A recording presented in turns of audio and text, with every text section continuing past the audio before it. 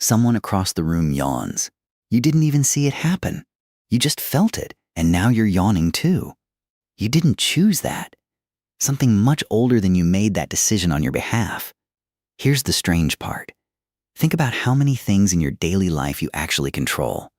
What you eat, mostly. What you say, mostly. Whether you yawn when the person next to you yawns, not even a little. Your body just does it. No permission asked, no conscious decision made.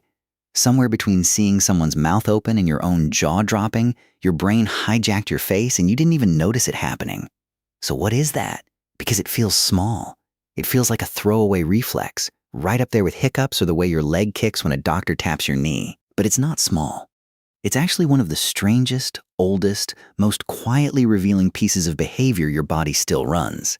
And once you understand what it's actually doing, you'll never think of a yawn as just tiredness again. Let's start with what yawning definitely isn't, because most people get this wrong immediately. The popular explanation, that yawning is your body grabbing extra oxygen when you're low on it, has been tested repeatedly. Researchers have had people breathe pure oxygen and breathe air with elevated carbon dioxide, expecting yawn rates to spike if the oxygen theory was right. They didn't spike. Not meaningfully. The oxygen theory, the one basically every person on Earth believes without question, doesn't actually hold up under lab conditions. Which means the thing you thought you understood about your own body turns out to be wrong. And if it's not about oxygen, the real question gets a lot more interesting. Here's where it gets genuinely strange. Yawning isn't unique to humans. It isn't even unique to mammals. Fish yawn. Birds yawn. Reptiles yawn. Snakes yawn to realign their jaws after eating something enormous. This is a behavior baked so deep into the vertebrate nervous system that it predates mammals entirely, predates warm blood, predates almost everything we associate with complex social behavior, which tells you something important right away. Yawning itself is ancient, genuinely ancient. Older than primates, older than fur, older than facial expressions as we understand them. But contagious yawning, catching a yawn from someone else, that's a completely different and much newer story. And it's far more exclusive. Contagious yawning shows up almost entirely in animals with complex social lives. Chimpanzees catch yawns from each other, and researchers have documented chimps yawning contagiously even from watching an animated chimp avatar on a screen, which tells you the trigger isn't smell or sound. It's purely visual, purely social. Bonobos do it too. And interestingly, bonobos catch yawns faster from close social partners than from casual acquaintances within the same troop. Status and closeness both matter. Wolves catch yawns from other wolves and dogs. This one tends to surprise people. Catch yawns from humans, not from other dogs, necessarily. From us, specifically. A dog that has a strong bond with its owner is measurably more likely to yawn when that owner yawns nearby than a dog with a weaker relationship to that person. Read that again. Your dog's yawn might be a direct measurement of how much it loves you. So now you've got two very different phenomena stacked on top of each other. Yawning itself, ancient, reflexive, shows up across almost the entire animal kingdom, all the way down to fish and reptiles. Contagious yawning, much rarer, tightly correlated with social intelligence, and apparently tuned specifically to relationship closeness. That second one is the one worth chasing. Here's the leading theory, and it's not really about oxygen or tiredness at all. It's about your brain quietly modeling someone else's internal state. When you see another person yawn, a network of neurons involved in empathy and social mirroring, often discussed under the umbrella of mirror neuron activity, lights up. Your brain, without asking you first, runs a tiny simulation. This person is tired or bored or transitioning into a lower alertness state, and it starts nudging your own body toward that same state. You're not copying a mouth movement. You're catching a piece of someone else's internal experience, and your body is quietly synchronizing with it. This is why contagious yawning correlates so strongly with empathy in humans specifically. Studies using tools that measure empathic response have found that people who score higher on empathy scales are significantly more likely to catch a yawn from someone else. People with certain conditions that affect social-emotional processing show measurably reduced contagious yawning, even though their own spontaneous yawning is completely normal. The wiring for yawning itself is intact, the wiring for catching someone else's yawn. The social mirroring part is doing something different, which means contagious yawning isn't really about your mouth at all. It's a readout of how tightly your brain is tracking the emotional and physical state of the people around you. And here's where the ancient human piece comes back in, because none of this evolved in a vacuum. Think about what a synchronized group actually needed, tens of thousands of years ago, sitting around a fire, or bedding down together in a cave, or settling in for the night in the open with predators somewhere nearby. A group where everyone drifted towards sleep at wildly different times was a group with uneven alertness. Some people wide awake at 2 a.m., some people barely conscious at dusk, no shared rhythm to the watch. A group that could subtly, physically synchronize its transitions into rest and back into alertness was a group that moved together, woke together, stayed sharp together. Contagious yawning may be one of the oldest, quietest tools for keeping a group's biological clocks loosely aligned. Not through language, not through a spoken agreement, but through something that spreads face to face, faster than words, requiring zero coordination at all. There's a second layer to this that fits almost too perfectly with how ancient human groups actually organized their nights. Remember, sentries and light sleepers weren't randomly distributed. Some individuals in a group tend to run lighter, more easily roused sleep than others, and that variation may have functioned as a built-in watch rotation. Contagious yawning could have played directly into that system.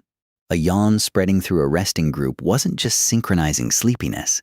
It may have acted as a low-cost signal that flagged who was drifting toward rest and who was still alert, letting a watchful eye track the group's overall vigilance state at a glance without anyone having to announce it. A yawn moving silently through a camp at dusk wasn't a distraction from survival. It may have been part of the survival system itself, a wordless readout of the whole group's readiness. There's a version of this that shows up in modern research on group behavior too. Contagious yawning spreads faster and more reliably between people who already have some kind of social bond. Friends, family, romantic partners, than between total strangers. It spreads faster within your own social group than across group lines. Some researchers have found it can even spread differently depending on cultural in-group versus out-group dynamics. Your yawn isn't neutral. It's quietly checking who's in your circle.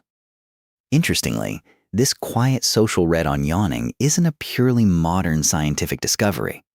People have been narrating a version of it for thousands of years, long before anyone studied mirror neurons. Ancient physicians in the Greco-Roman world associated yawning with disease transmission and social contagion in a literal sense, occasionally warning against yawning near the sick, as if the openness of the mouth invited something in. Medieval European folk belief held that an uncovered yawn left a person briefly vulnerable, which is very plausibly where the old habit of covering your mouth when you yawn actually originates. Not hygiene in the modern sense, but an old, half-remembered instinct that an open, unguarded mouth was a moment of exposure. Traditional Chinese medicine, similarly attentive to subtle bodily signals, treated frequent yawning as a diagnostic clue about internal energy and organ balance rather than a meaningless tic. None of these cultures had the neuroscience to explain what they were noticing. But across wildly different times and places, people kept independently landing on the same intuition. A yawn is not nothing. It says something about the state of a body, and maybe about the states of the bodies around it too. Let's talk about something that barely gets mentioned when people cover this topic, because it's genuinely one of the strangest details in the whole picture. Children don't catch yawns the way adults do. Contagious yawning in humans doesn't really kick in until somewhere around age 4 or 5, and it keeps strengthening through childhood as social cognition develops. Toddlers yawn plenty, the ancient, reflexive kind, but they largely don't catch it from watching someone else yawn. The social mirroring machinery that makes yawning contagious appears to come online alongside empathy itself, alongside the growing ability to model what another person is feeling. Contagious yawning isn't just adjacent to empathy. In a very real sense, in human development, it grows up right alongside it. And here's a detail that tends to genuinely surprise people. Contagious yawning appears to decline again in older age, and it's measurably reduced in certain conditions that affect social-emotional processing. Researchers studying this have proposed that the strength of your contagious yawn response might actually function as a rough, non-invasive marker of how your social cognitive machinery is operating.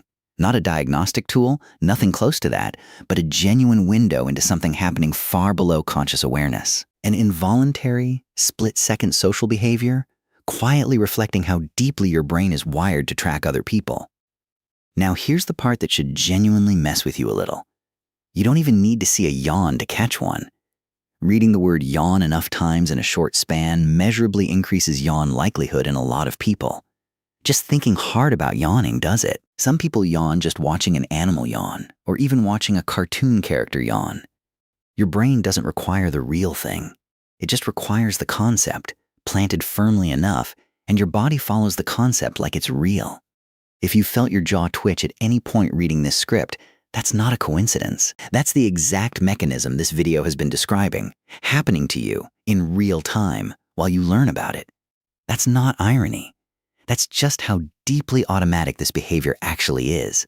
So here's where all of this lands. Yawning by itself is one of the oldest reflexes your body runs. Older than mammals, older than complex brains, wired in for reasons that likely have more to do with regulating brain temperature and alertness than anything to do with oxygen. But contagious yawning, catching someone else's yawn across a room without meaning to, is something else entirely. It's newer. It's rarer. It shows up almost exclusively in socially complex animals, and in humans specifically, it tracks empathy, closeness, and social bonding with startling precision.